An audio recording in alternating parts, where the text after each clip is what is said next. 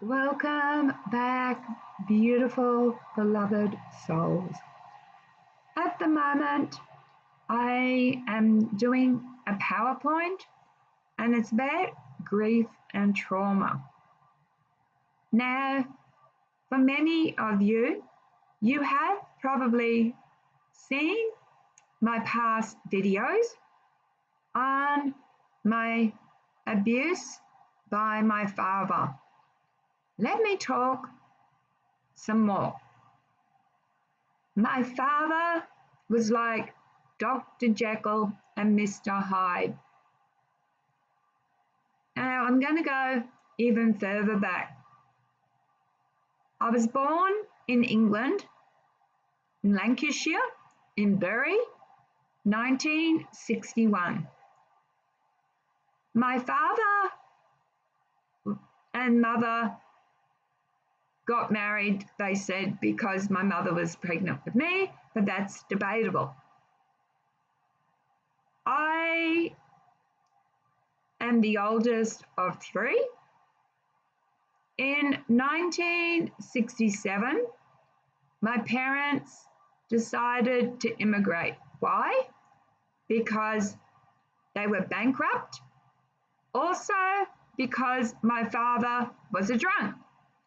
So my mother thought, oh, if I go to Australia, that will fix that. Very naive of her, because coming to Australia, we are a big alcohol drinking country. We love our pubs. So my father just found new pubs and new friends. Now, I didn't start getting abused till I was about 10.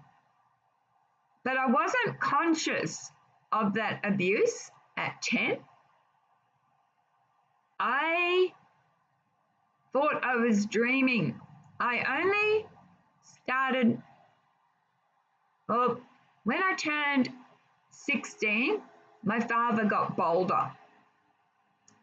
And he would say things like, come, I'll teach you how to look and repair car engines. Now, my father was a very violent drunk. You didn't argue with my father. No, you didn't. And as soon as we did the car business, he would then get me to jump naked in the shower, and he's naked with him. And yes, you can imagine the picture, and he would get me to wash certain parts of his body. Later, I was a very sickly child. I had pneumonia so many times. And one time at 17, I came home from school, had pneumonia, and my father rubbed cough medicine all over my body, including my private parts. I told my mother the next day. Now, also, I'm going to change. I didn't have where we lived. We moved around a bit, and I didn't have any girl friends. When we moved to Oxley, I met a bunch of boys, and I was very boyish, even though I collect dolls now. I call it misspent youth, because I didn't have dolls. I grew up with playing with cars because all my aunts and uncles were teens themselves. Anyway, I met the Oxley gang. And let's just say I thought I was one of the boys, but they saw me as a girl with a P, you can fill the gap. And one time I wagged school, and jumped in a car full of 12 gang members and was raped. I was raped by this gang at least another 3 times, and also I was raped by a motorcycle club members called something like Black Sabbath, something like that. I can't remember, too long ago. Now, my parents, if I was late home from school, they accused me of being with the boys. And I wasn't. I was late because maybe the train was late, or maybe I just lost count of time. I was a bit of a loner. Anyway, one night I was allowed the first time to go out late at night. I was 14 and I was allowed to go out with this guy, but we missed the train. So my parents accused me of being on drugs, blah, blah, blah. And because they accused me of that, I decided, now you know I've got borderline personality disorder, so this was the first time I attempted suicide. I drank half a bottle of furniture polish because I thought, my parents think this of me, it's not worth living. All it made me do was spew up. And that just proved to my parents that I was on drugs.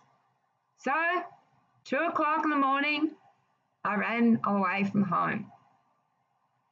As I was walking the streets at night, a car pulled up. And in it was a young guy high on cocaine. He took me down to the Brisbane River where it was very dimly lit and told me to get in the back seat where I was raped.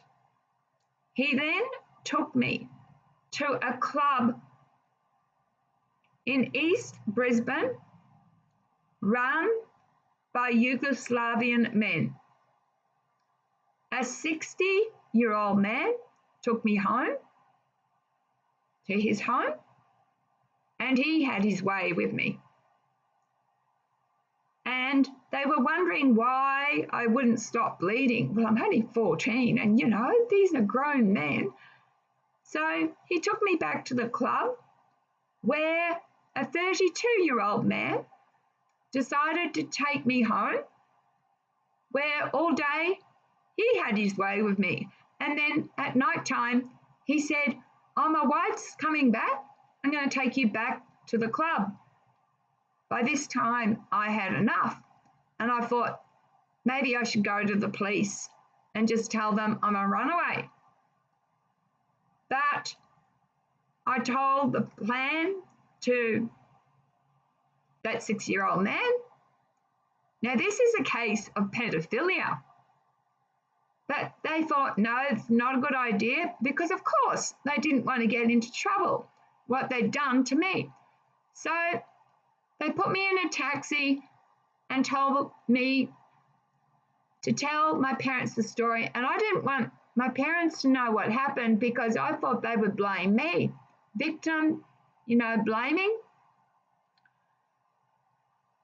Anyway, later at 16, I met a 26-year-old and we had a sexual relationship. I would run away from home again. But this time, child welfare was called and I was made to take one of those, you know, good behaviour things around at high school. And all the teachers gave glowing reports because I was a model student. The problem wasn't at school. The problem was at home. I lived with a mother who hated me and told me that at 17, and I lived with a father who was a violent sexual deviant. He got arrested for indecent exposure. Other women were impacted. I was sent one time to stop a woman going to the police over my father. Now, I also have to let you know that I was my father's favourite child. When we were in England, he would earn, say, about £10 a week and would spend £18 on a bonnet for me.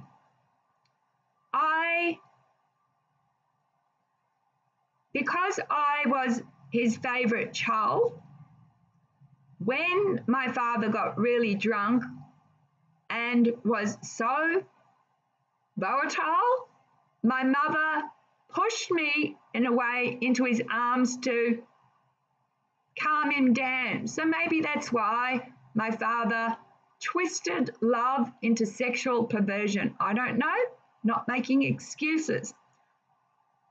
At 21, I had depression after it was postnatal depression, and out came the whole story. And I went to England and I told all my relatives what my father had done. I had an uncle, not blood uncle, who was twice my age at this time, who also took advantage of me. I've been married 4 times. My first husband was a doctor and very cold emotionally. And he had an affair on me. And in between marriages, I had a relationship that produced my 3rd child. I've had 13 miscarriages, including an ectopic pregnancy. My longest pregnancy was 18 weeks, but the baby died at 16 weeks. I asked for an autopsy. It had an extra chromosome and a cleft palate. And after my divorce, I entered a bitter custody battle, and I was raped again by 2 men who lived in the same complex. And throughout my life, in between relationships when I was single, I would go looking for love in all the wrong places. And men would immediately want to have sex with me, and I would let them because I thought it was a victim mentality again. I thought, this is my fault. I've led these men on. You've made your bed, Jem. Therefore, lie on it.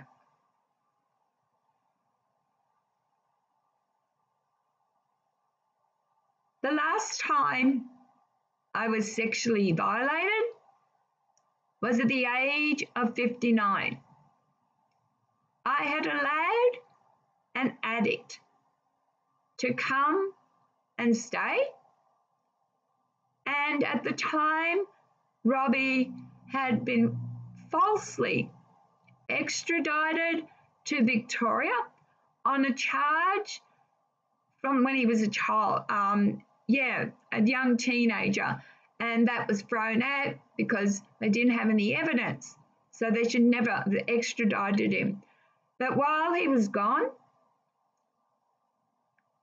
before, I have to back up a little bit, because we were drug addicts, our relationship was going very quickly.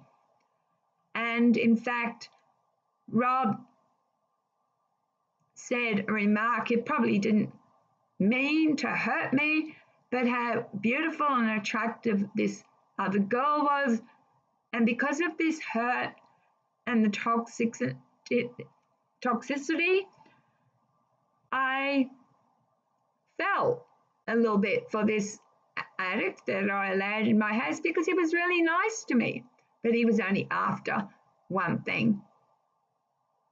And I've always been blind to men. But anyway, I'm going to change it slightly now. That before Rob 2004, my third marriage was an absolute disaster. It was 5 years. So I'll tell you each marriage. The first marriage kind of lasted 10 years because I met him at 16, though I didn't get married till I was 19, and the marriage ended at 26. My next marriage, 28 to 36. My next marriage, 37 to 42. My next marriage, 43 to when Rob died. And I've been single for 5 years. First time ever that, because I grew up with my mother saying, you need to get married. Only a man completes you, that you're a complete woman. Plus, lack of self-worth. When I was also growing up as a teenager, I was very skinny. And I had long hair that I wore in plaits. And I had braces. Plus, at one stage, I wore a back plaster because of scoliosis and kyphosis. And there were girls at school, the in crowd in grade 8 and 9, who were bullies and did something awful to me. That was another trauma. They pretended a guy liked me, and I said no, but they pushed and pushed, and I fell for it. By the time I was in grade 12, I was one of the most popular girls in school. But at the start, I would come home crying to my mother, why are they all so beautiful and I'm so ugly? And my mother would say, one day you will be beautiful and all the rest will fade. Their beauty will fade and you will blossom. Now, I look back at some of the photos, school photos, and I don't have any to show you, which I would have done. And those girls weren't as pretty as what I thought. So at 16, because of low self-worth, because my parents didn't obviously love me, I turned to be a Christian. But that didn't last long. After my husband having an affair, and that was all right with the church, I was gone at the age of 26, bye, and back into my witchcraft, as I called it. And in between marriages, I've been engaged and been in too many. I would be named that nasty name as a nympho, yes, because I'm a woman that if I counted every man that's been intimate with me, it's well over 100, and I'm not proud of that. Out of the 100, about 10% would have been consensual. Another time, I got a job at a correctional centre. I'm not going to name it, but I only got a job because the manager was interested in me. He also had his way with me. So did several of the so-called screws. I was known as a SL, you can finish it off, because I didn't know my rights. I didn't know how to say no to a man, and I thought it was my fault anyway. But back to when I was a child, I believed I was a witch. I was the conduit for many seances, and I could control things. And when I went back in my 20s, and throughout my life, I've explained this before, I was able to stop things like roulette tables on the exact either number, or if it was a state, which was like a roulette table, with my mind, like a push. I also used to put thoughts into people's heads, and they would do things, and I cursed people. But it wasn't until my 30s that I did automatic writing. And it was gained from a place of fear. I didn't know about protection and everything, so it was just rubbish. I didn't start channeling properly till I was 40s. And then I came from a place of love, and my channeling revealed that. When I was a meth addict, it seemed as though meth opened my eye, my third eye I'm talking about, to entities.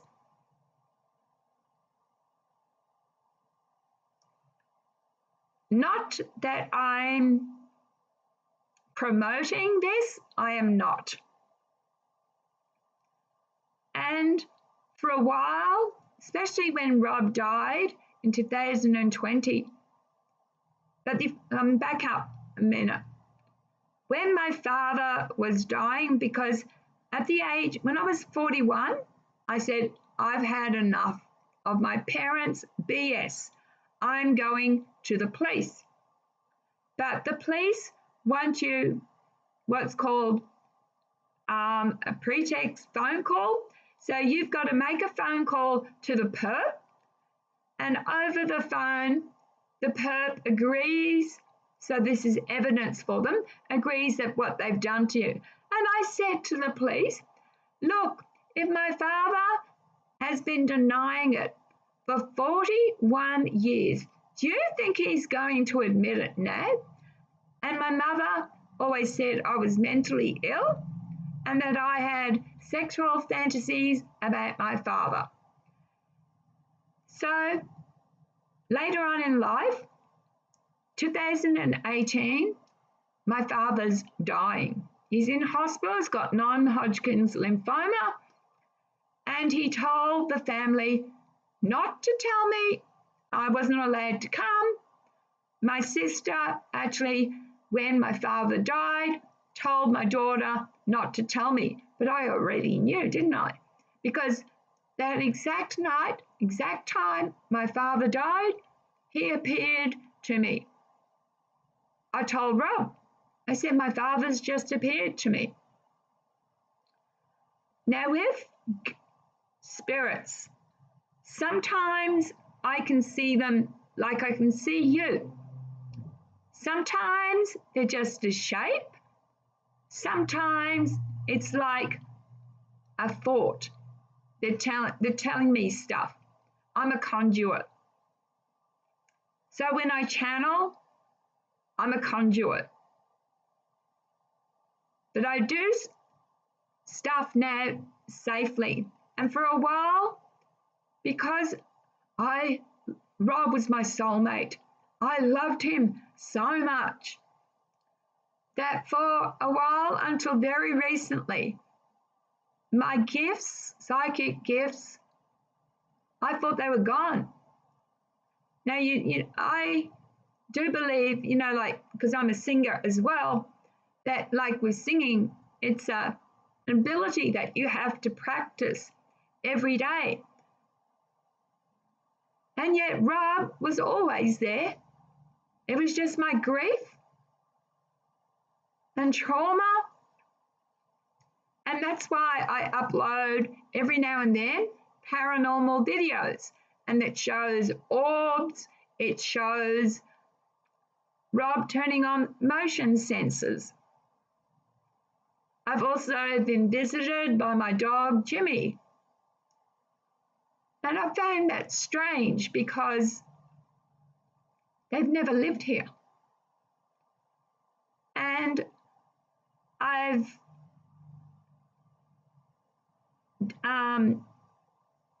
one time, I'm just talking about my gifts now, not trauma, round about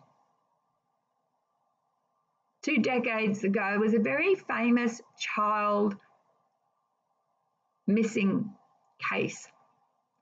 And I received a download and I knew too much. So I wrote an anonymous letter to the police. Later, found out that everything I had said in that letter was accurate. And I was asked, I've been asked a few times to work for people.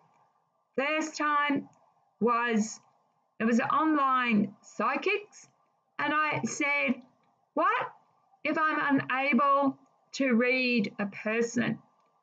And they said, make it up. I said, don't want the job. I'm honest, don't want it.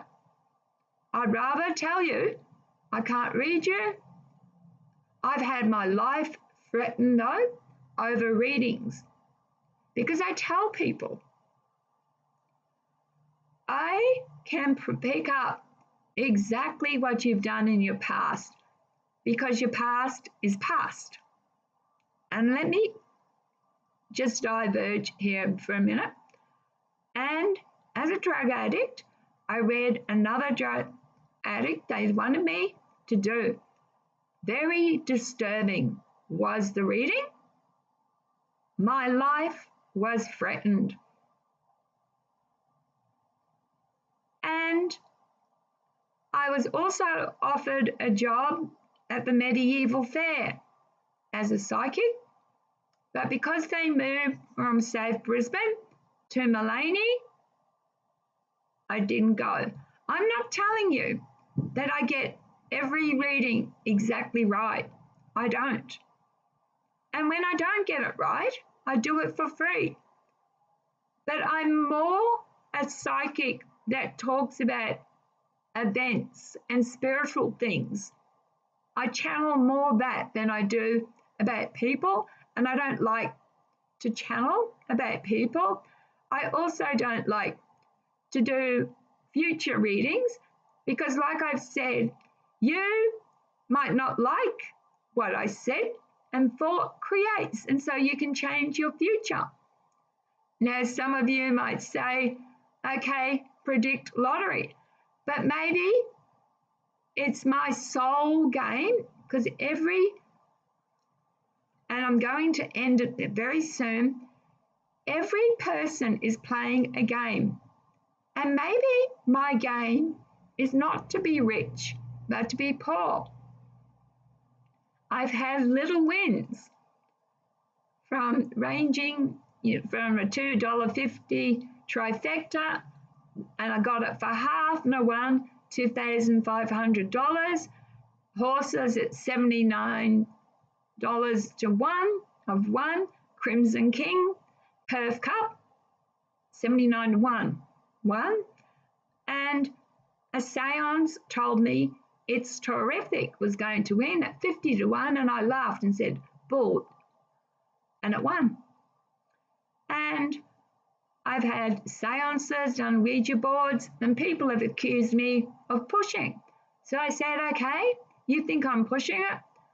Just everyone else take the finger off, leave my finger on, and ask a question I can't possibly know the answer to. Right, every time. And I've also uploaded the fact that I believe I've been abducted many times. Even as a baby, my father stopped somewhere on the way to Wales. He was a truck driver. A saucer was sitting in the middle of the road. At the time, I was on board as a toddler. So I think aliens have always been interested in me.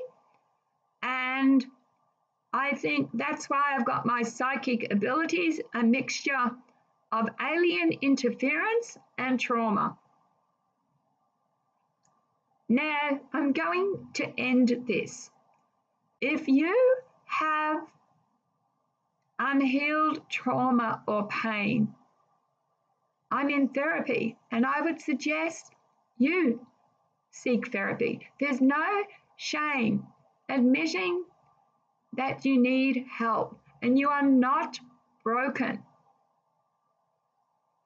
And secondly, if something awful has happened to you, and I've also had domestic violence quite a few times, remember, you didn't ask for it. You are not to blame. And a woman should be allowed to wear whatever she wants. And it is the perp's fault if he does something to her. Now, people who commit rape and violence are on a power trip. Control and perverted. If my story has raised issues, I would please ask you to seek advice, whether that be medical, whether that be a trusted friend, a loved one. Why have I shared all this? Because I believe out of all this chaos in my life, I am gifted. And I also want you to know that I have uploaded radical forgiveness, and that all these people who did harmful, hurtful things to me before Jem decided to reincarnate, her soul got together with all these other souls, and these other souls said, Jem, we love you so much, we're going to do this to you. And maybe it was to teach me how to love, how to be kind, how to be generous, how to be a beautiful soul. Because today, I know I am all those things. I know I offer and can offer so much more. I am more than a psychic. I am more than a psychic medium. I'm more than an author. I'm more than a widow. I'm more than a woman. I'm a soul like you, shining brightly. Please let your soul shine brightly too. And as I said, I've learned from radical forgiveness that these souls did this to me so I can become the beautiful woman I am today. And to help me develop psychically, intuitively, And I also have to include all the alien abductions, because without all them, I wouldn't be who I am. And do you know, every one of those who I'll call perps or people who did me harm, because even when I was a drug addict, there were people who took advantage of my generosity and have stolen from me. I'm owed hundreds of thousands of dollars. Because I still didn't know about love. I thought you buy love. You give a gift, give money, you buy love. That's how you know. But I am loved, just as you are loved. Just hold on a minute. This is a reminder. Sorry about that. I'm sorry this has gone on so long. I wanted to share to you, please take away from this the fact that we are all connected. And those perps who did the harm play the hardest game of us all. The darkest players are furthest from the light, the divine source of love.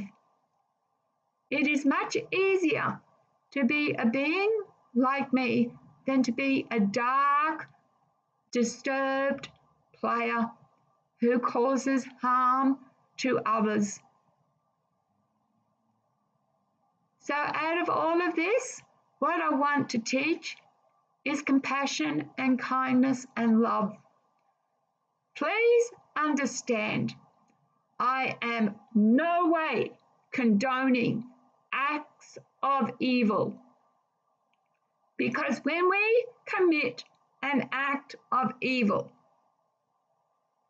we are not only hurting someone else, we are hurting ourselves, because we are all one, part of the infinite we/I. Now, if you've made it this far, I am so appreciative. And I want to just let you know that I've got mild symptoms of the flu, but what's worse than the flu is I've got, and I've had it for about a week, really bad thoracic burning pain. I'm going to have an x-ray and we'll find out what's the matter. I have had surgery on the lower part of my back and my neck's gone anyway. I know that. But this new pain in the middle is something new. And if you have made it so far, I appreciate you, appreciate every view. And please, I want to hear your stories. And this has been to tell you that all this trauma has made me the person I am today and given me gifts. Again, I don't condone, but thank you. Love, please be kind to each other and to yourselves. Love, light, and blessings. See you next video. Bye.